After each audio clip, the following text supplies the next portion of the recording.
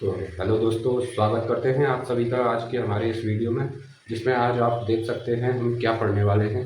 Class 10 का जो chapter बना है वास्तविक संख्याएं, इसे आज हम कंप्लीट करेंगे और इसी के साथ साथ इसकी कुछ परिभाषाएं हैं और इसके सभी क्वेश्चनों को हल करेंगे। तो चलिए शुरू करते हैं बिना देरी किए और मिलते हैं इनके हर सवाल के साथ, हर उत्तर देने के साथ साथ। तो सबसे पहले देखिए, वास्तविक संख्याएं क्या होती हैं। परिभाषा के अनुसार होती हैं ये परिमेय तथा अपरिमेय संख्या के सम्मिलन को वास्तविक संख्या कहते हैं। यानी परिमेय और अपरिमेय संख्याओं के सम्मिलन को हम क्या कहते हैं, वास्तविक संख्या कहते हैं। और परिमेय और अपरिमेय संख्या क्या होती है, ये भी तो जानना जरूरी है। परिमेय संख्या ऐसी संख्या होती है, ये परिमेय संख्याओं की परिभाषा है। वे संख्याएं होती हैं जैसे वे संख्याएं जिन्हें P अपॉन Q के रूप में व्यक्त किया जा सकता है या लिखा जा सकता है, परिमेय संख्या कहलाती है। ठीक है, P अपॉन Q का अर्थ है P एक संख्या है, Q दूसरी संख्या है, तो दो संख्याएं आपस में भाग में जब होंगी तो वो परिमेय संख्या कहलाती है। ठीक है, जैसे एक संख्या 2 है ऊपर और एक संख्या नीचे है, जो कौन सी है, 3। अब ये दोनों आपस में भाग में लगी हैं, तो कैसी संख्याएं होंगी, ये परिमेय संख्याएं। इसी के साथ 5/4 ये भी परिमेय संख्या है, क्योंकि 5 एक संख्या है और दूसरी संख्या उसके नीचे रखी हुई है, जिसे हम भाग में कहते हैं। ठीक है, आगे बात समझ में। परिमेय संख्या क्या होती है, यानी कि वे संख्याएं जिन्हें P अपॉन Q के रूप में लिखा जा सकता हो, परिमेय संख्याएं कहलाती हैं।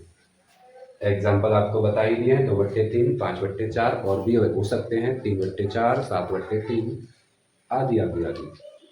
ठीक है, अब बात करते हैं अपरिमेय संख्याएं क्या होती हैं। अपरिमेय संख्याएं वे होती हैं, इसका ठीक उल्टा होता है परिमेय संख्याओं का, ठीक उल्टा। अपरिमेय संख्या कौन सी होती हैं, वे संख्याएं जिन्हें P अपॉन Q के रूप में नहीं लिखा जा सकता। वे संख्याएं जिन्हें P अपॉन Q के रूप में नहीं लिखा जा सकता है। ठीक है, अपरिमेय संख्या कहलाती है। एग्जाम्पल क्या क्या है, √3, 2√5, इसमें मोस्टली रूट की संख्याएं आती हैं, अंडर रूट की संख्याएं आती हैं। ठीक है, अंडर रूट की जो भी संख्याएं होती हैं अपरिमेय संख्याएं होती हैं, बशर्ते वो विषम संख्या होनी चाहिए। ठीक है, सम संख्या होगी तो निकल ही जाएगी, सम सम सम भी नहीं कह सकते हम, यानी जो कोई किसी से विभाज्य न हो। सम संख्या तो ऐसा भी हो सकता है, 2 भी होगी, लेकिन यह परिमेय संख्या है, नहीं सम नहीं होगी। तो ऐसी संख्याएं जिनके गुणनखंड संभव ना हो, उनके गुणनखंड जोड़े से बाहर ना निकले। जैसे अब हम √4 को लेंगे। ठीक है, तो जो 4 है उसको बाहर लेंगे, इससे गुणनखंड करेंगे 2 से 2 बार, 2 से 1 बार। ठीक है, अब ये 2 के कितने बने, 2 बन गए, यानी एक जोड़ा बन गया। इनका जोड़े में कितनी संख्याएं होती हैं, कितने मतलब अवयव होते हैं, 2 ही तो होते हैं, इसमें 2 हैं, तो 2 होंगे जिसमें जोड़े बन जाएंगे आपस में, 2 के 2 जोड़े, एक जोड़ा बन गया इनमें, तो इसको हम लिखेंगे 2/2। यानी इसका जब हल आएगा तो कुछ इस तरीके से आएगा, √2/2 कर लो, इसी को हम इस स्क्वायर से ये रूट हट जाता है और 2 केवल ये वाला उत्तर बचता है। ठीक है, समझ में आई। इस 4 को हमने 2/2 लिख दिया। अब इस स्क्वायर से, इस घात से ये रूट खत्म हो गया और बचा ये वाला 2 केवल। ठीक है, अब चलिए सवालों पर चलते हैं। ये तो हमने आपको समझा दिया, परिमेय तथा अपरिमेय संख्याओं के सम्मिलन को वास्तविक संख्याएं कहते हैं, और परिमेय संख्या और अपरिमेय संख्या कौन सी होती है ये भी समझा दिया। परिमेय संख्या वे संख्या होती हैं जिन्हें हम P अपॉन Q के रूप में लिख सकते हैं, और अपरिमेय संख्या ठीक परिमेय संख्या की उल्टी होती हैं। अपरिमेय संख्या P बटे Q के रूप में नहीं लिखी जा सकती। ठीक है, अब आगे बढ़ते हैं, इनके सवालों के साथ जवाब देंगे। तो चलिए सवालों पर चलते हैं।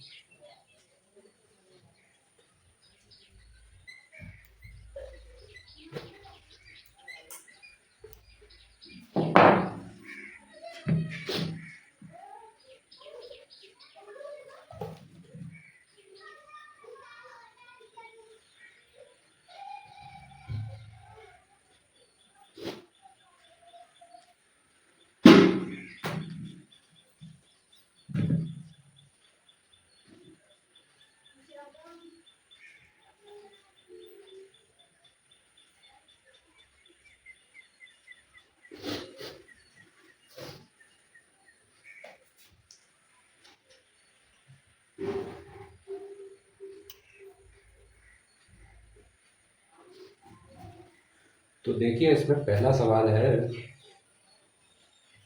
निम्नलिखित संख्याओं को अभाज्य गुणनखंडों के गुणनफल के रूप में व्यक्त कीजिए। गुणनखंडों के गुणनफल ज्ञात करने हैं, ठीक है। जो हमें पहली संख्या दे रखी है, अच्छा ठीक है, फिर मैं सवाल विस्तार ही देता हूँ। निम्नलिखित संख्याओं को रचनावली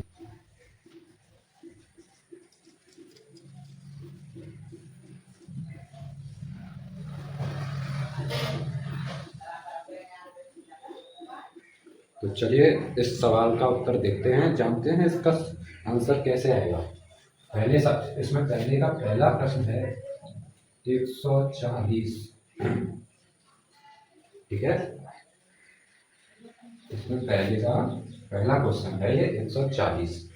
तो दोस्तों इसमें हमें ये करना होगा, इसमें ये जो संख्या दे दी है इसके करने होंगे हमें अभाज्य गुणनखंड। अब ये अभाज्य गुणनखंड क्या होते हैं, देखिए कोई भी संख्या हमें दे रखी होती है, जैसे हम मान लेते हैं 8 है हमारे पास कोई संख्या, ठीक है।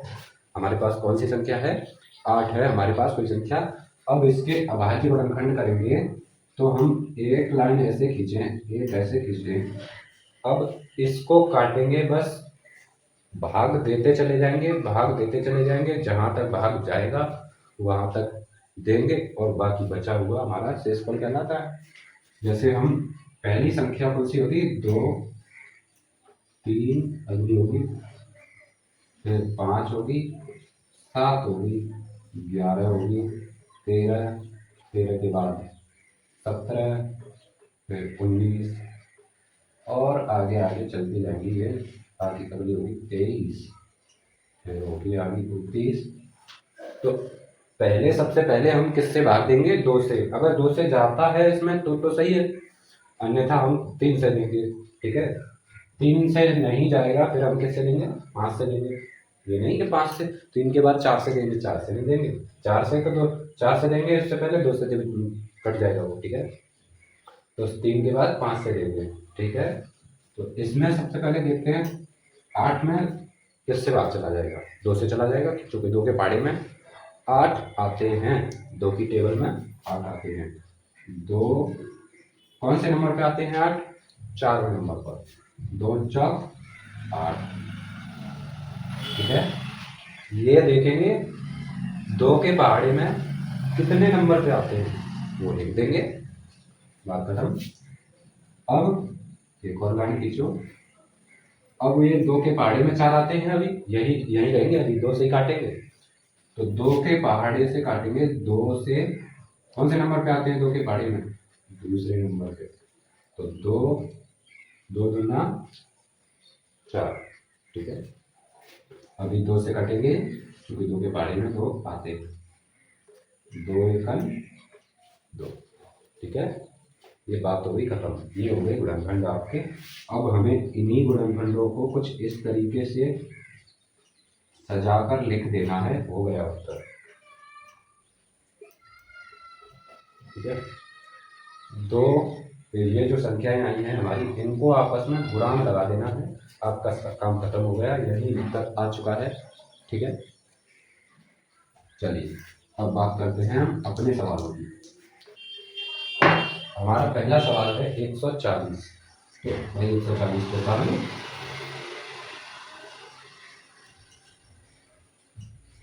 ठीक है। अब 140 में लास्ट में अंक देखते हैं कितने से कटेगा। अंतिम अंक देखने पर हमें पता लग जाता है कि यह संख्या कितने से विभाज्य हो सकती है। अगर इसमें 0 है, अगली संख्या 2 होनी चाहिए, फिर 4 हो, 6 हो, 8 हो, मतलब कुल मिलाकर सम संख्या अगर होगी लास्ट में, अंतिम अंक सम है, इसका अंतिम अंक सम है, ये वाला अंक 0 है, यहाँ पे 0 और सम संख्या में से कोई भी संख्या या अंक यहाँ पर आएगा लास्ट में, तो वो 2 से विभाज्य हो, ठीक है। तो इसमें 2 से भाग देंगे हम, कितनी बार जाएगा, पहले 2 7 14, ठीक है, और 0 ऐसे ही। अब फिर 0 आ गया। अब ये 2 से फिर कटेगा, कितनी बार कटेगा? 2 से 7 में भाग देंगे, कितनी बार गया? 3 बार। 2 तिया 6, 6 बार 6 कट गए यहाँ से, तो बचे कितने? 1 बचा। अब जो 1 बचा वो इस 0 से पहले रख देते हैं हम, ऐसे मान लेते हैं, ठीक है। कितने हो गए ये वाले कितने हो गए? अब 10, 7 तो कट गए, 10 हो गए। अब बात करते हैं ये 10 2 के पहाड़े में कितनी बार कौन से नंबर पे आते हैं? 5वें नंबर पर आते हैं। 2 पंजे 10।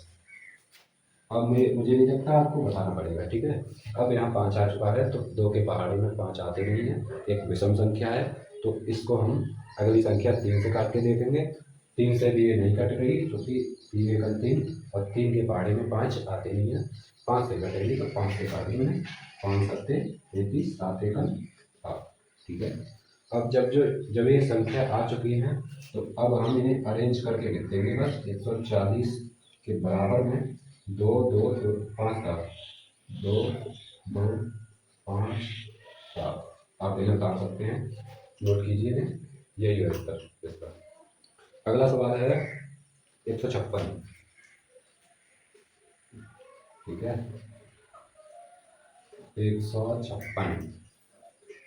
156 की वैल्यू लिख लेते हैं। 156 यहाँ करेंगे और इसके गुणनखंड ऐसे करेंगे।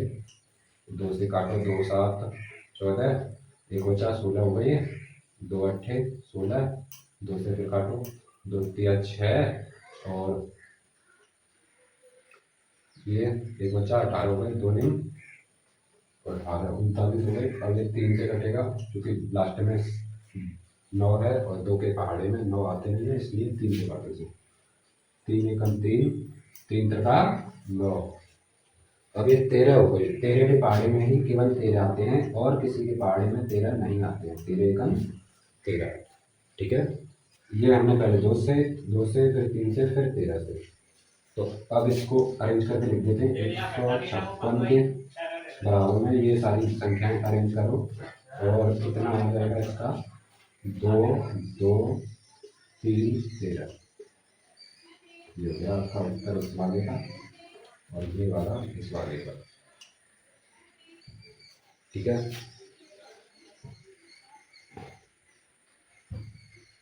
अगला सवाल देखते हैं, चलिए।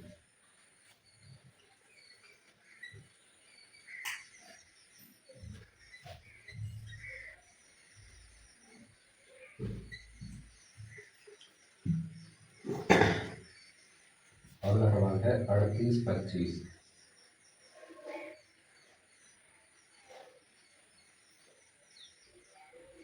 इसके काटो भाई, 3 से कटेगा, 3 एकम 3, 3 में 6, 3 चौक 12, 2 बचे, 3 7 21, 3 से काट दो भाई। 3 एकम 3, 3 में 6, 2 बचे, यहाँ 22 हो गए, 3 7 21, 1 बचा 15 हो गए, 3 15 15। अब ये कटेगा, ठीक है। 3 से 3 चौक 12 और 3 में 6, 1 बचा 15 हो गए और 3 पंजे 15। अब ये कितने का बचेगा? नहीं, 3 से नहीं कटेगा, अभी 5 से कटेगा। 5 40, 2 बचे, 2 यहाँ लगा दिए, 25 हो गए, खत्म 25। अब ये 5 से काटे से 5 एकम 5, 3 बचे, 5 सत्ते 35, तो 17 से फिर काट दो इसे, 17 से ही कटेगा, 17 का। तो 38 25 को कैसे लिखेंगे हम? ऐसे लिखेंगे 3 गुणा 3 गुणा 5 गुणा 5 गुणा 17। ये रहा आपका उत्तर इस वाले का। अब अगला सवाल करते हैं। अगला है 5005। 5005 इसको काटते हैं 5 से, अंत में देखते हैं 5 से कटेगा, 5 एकम 5, 5 एकम 5। अब से कितने से कटेगा? अब ये कटेगा 7 से, 7 के 21, 7 एकम 7, 3 बचे, 7 चौक 28, 2 बचे, 7 से काटो भाई, 7 एकम 7, 3 बचे, 3 यहाँ लगाए, 30 हो गए, 7 चौक 28, 2 बचे, 2 यहाँ लगा दिए, 21 हो गई, 7 किया 21। ठीक है, कैसे काटे ये देख सकते हैं। 5 के 5 है लास्ट में, तो 5 के बाहर से ही कटेगा। ठीक है, और हम फिर 5 एकन 5, ये दोनों जीरो में भाग देंगे तो जीरो हो जाएगा दोनों का। अब इसमें दोबारा एक बार चला गया 5 एकन 5, और अब इसमें 7 से भाग देंगे, 7 एकन 7, कितने बचे, 3 बचे, 3 यहाँ लगाए, 30 हो गए, 30 हो गए, फिर 7 चौक 28, 4 बार 28 कट गए, उसमें से 30 में से कितने बचे, 2, 2 यहाँ लग गए, 21 हो गए, 21 को काटेंगे हम, 7 किया 21। अब इसे काटते हैं हम, कितने से कट गए, 11 से। ठीक है, 11 से काटो भाई, 11 एकन 11, कितने बचे, 3, 3 यहाँ लगाएंगे हम, 33 हो गए, 11 किया 33। अब ये 13 का 13 के पाड़े से काटेंगे, 13 एकन 13। इसको कैसे करेंगे हम, 5005, इसको करेंगे 5 7 11 13। ये बात करा मैं। आपका फाइनल उत्तर आ चुका है, ये है आपका फाइनल आंसर। अगला सवाल है 74 29, ये आपने नोट कर लिया।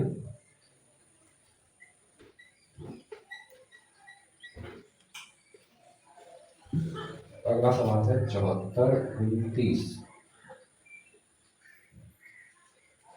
तो भाई इसको कितने से काटें, 3 से 3 दूनी 6, 3 से 12, 2 बचे, 3 से 30 नहीं चाहिए करेगा।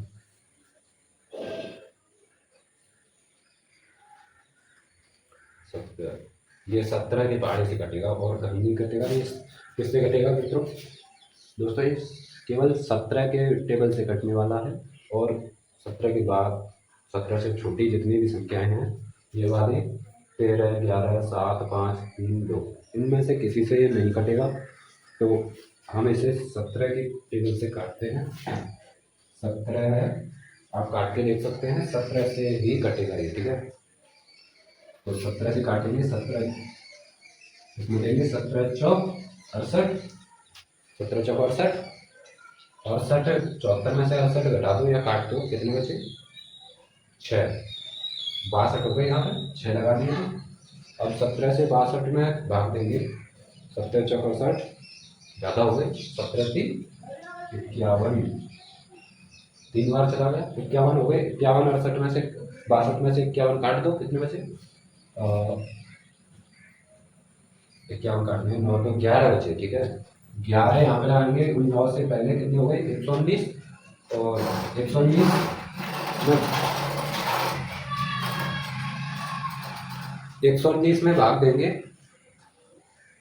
17 से, 17 सत्ते 119। ठीक है, अब हो गया ये 19 से कटने वाला, तो 19 से काटेंगे अब इसे, 19 दूनी 38, कितने बचे, 5 बचे, और यहाँ 5 लगाएंगे, 57 हो गए, 19 दिया 57। 23 से काटेंगे, 23 एकन 23, 23 से ही तो कटेंगे भाई। ठीक है, तो इसके गुणनखंड आए 17 19 23, 17 19 74 29 की गुणनखंड कैसे आए, 17 19 19 23। ये है आपका फाइनल आंसर।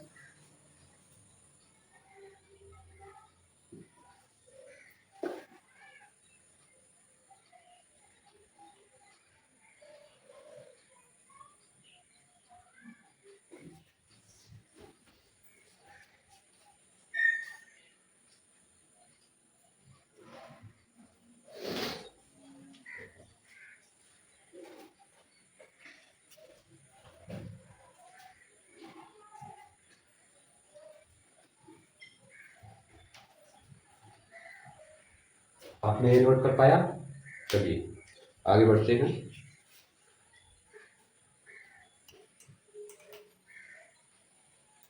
ये हो गए पहले के आंसर सारे के सारे खत्म, और अब बात करते हैं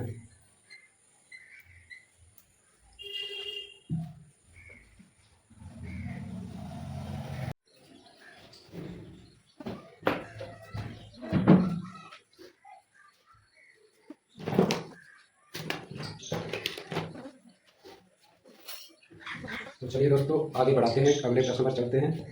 अगला प्रश्न है हमारा, पूर्णांकों के निम्नलिखित युग्मों के एचसीएफ तथा एलसीएम ज्ञात कीजिए तथा इसकी जांच कीजिए कि दो संख्याओं का गुणनफल एचसीएफ गुणा एलसीएम है कि नहीं।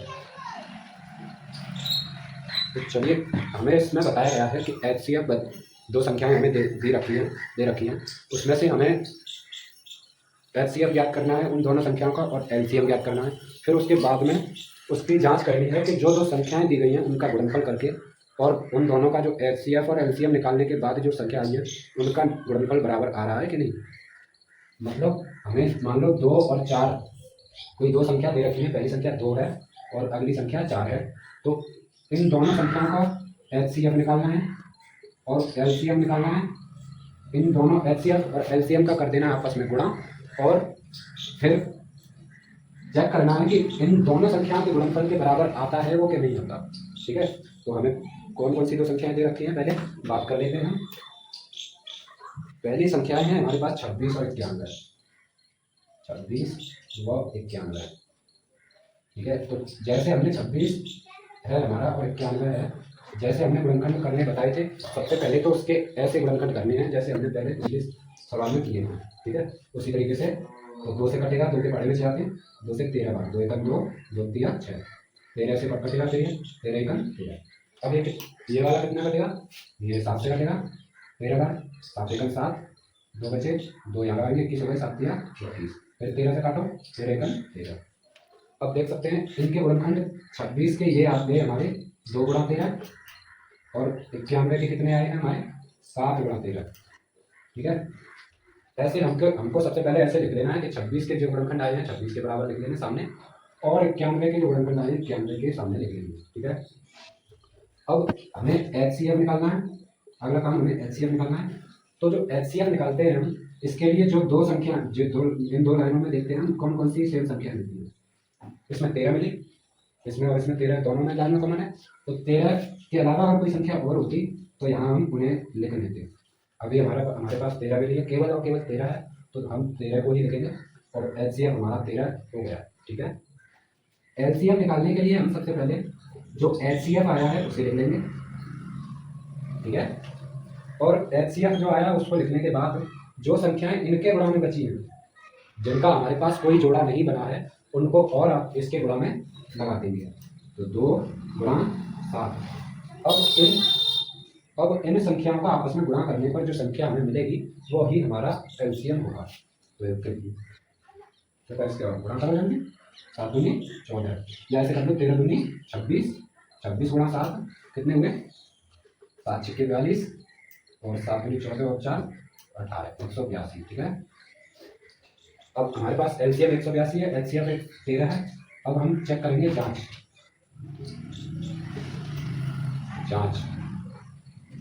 13 गुणा 181, सॉरी 13 गुणा 182, यानी एचसीएफ गुणा एलसीएम हमें निकालना है, एचसीएफ गुणा एलसीएम हमें निकालना है।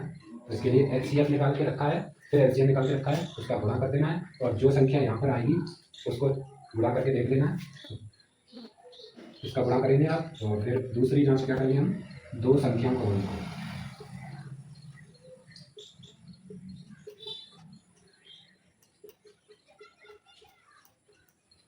दो संख्याओं का गुणनफल। दो संख्याएं कौन कौन सी थी हमारे पास, 26 और 91, यही दो संख्याएं तो थी।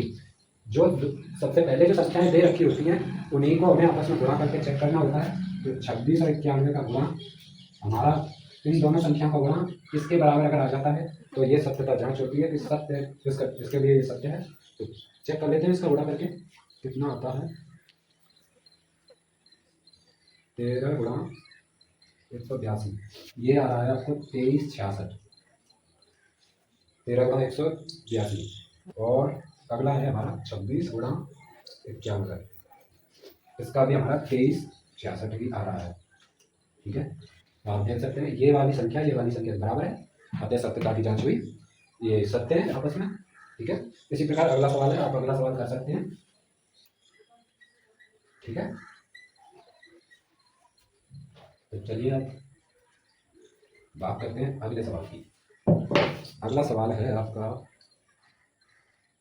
अगला आप कर सकते हैं, अपने आप करके देखना इसको। 510 और 92 है। एचसीएफ और एलसीएम ही तो निकालना है। एचसीएफ और एलसीएम निकालने के बाद जो दो संख्याएं दी गई हैं उनका गुणा करना है, और जो एचसीएफ और एलसीएम आया है उनका सबका गुणा करना है। जैसे 510 और 92 है, 510 और 92 का गुणा करोगे, सबसे पहले तो उसका एलसीएम और एचसीएफ निकाल दो, ठीक है। और जो एचसीएफ और एलसीएम आया है, एचसीएफ का गुणा एलसीएम में कर देना है।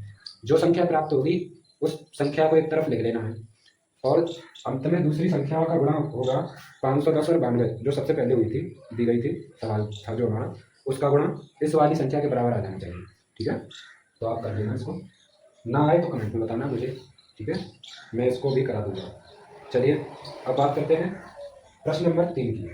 प्रश्न नंबर 3 है आपका, अभाज्य गुणनखंड विधि द्वारा निम्नलिखित पूर्णांकों के एचसीएफ और एलसीएम ज्ञात कीजिए।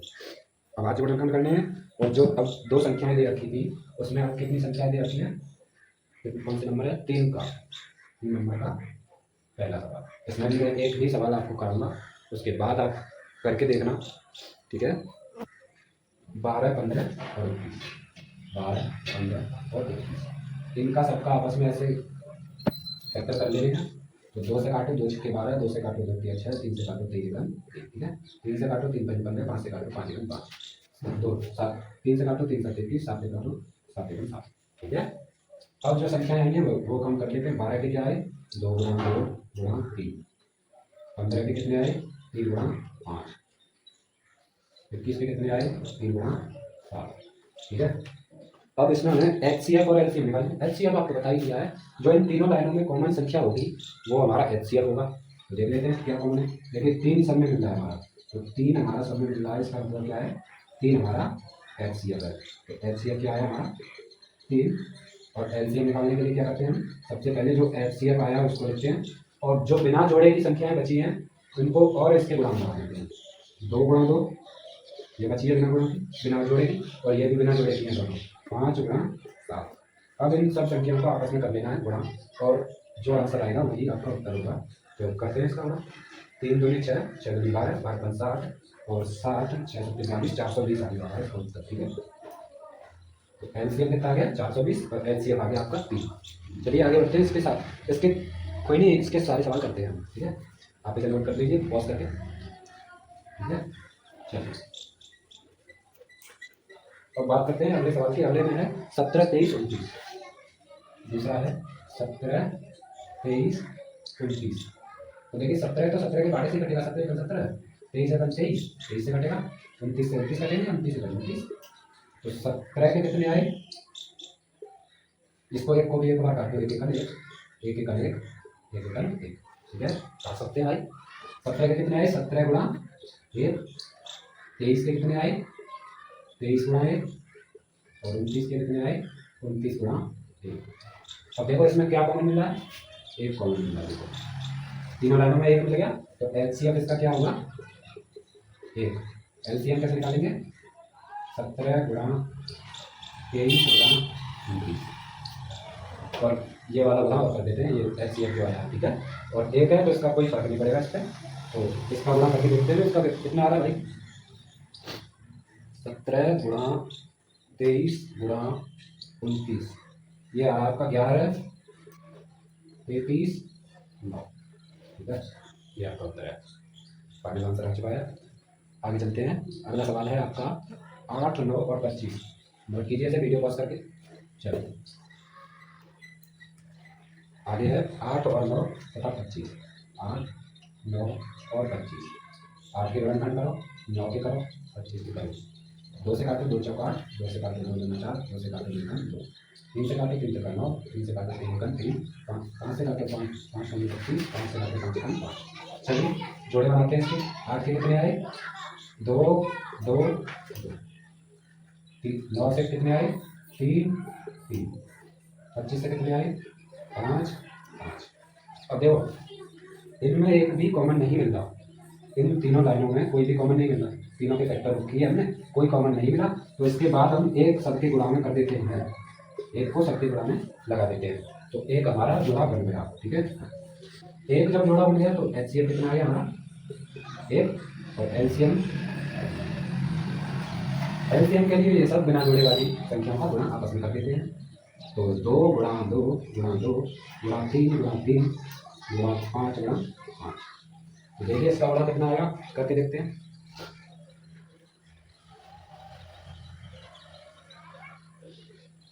1800। इसका आंसर क्या आया, 1800। ठीक है, ये हो गया आपका तीसरा क्वेश्चन खत्म। 306 और 657 हमें ज्ञात करना है। मतलब हमें ये सब कुछ दिया है कि 306 और 657 कोई दो संख्याएं हैं जिसका HCF हमें 9 दिया है, ठीक है, और हमें इसका LCM ज्ञात करना है। तो हमने एक प्रमेय पढ़ी, HCF गुणा LCM बराबर दो संख्याओं का गुणनफल।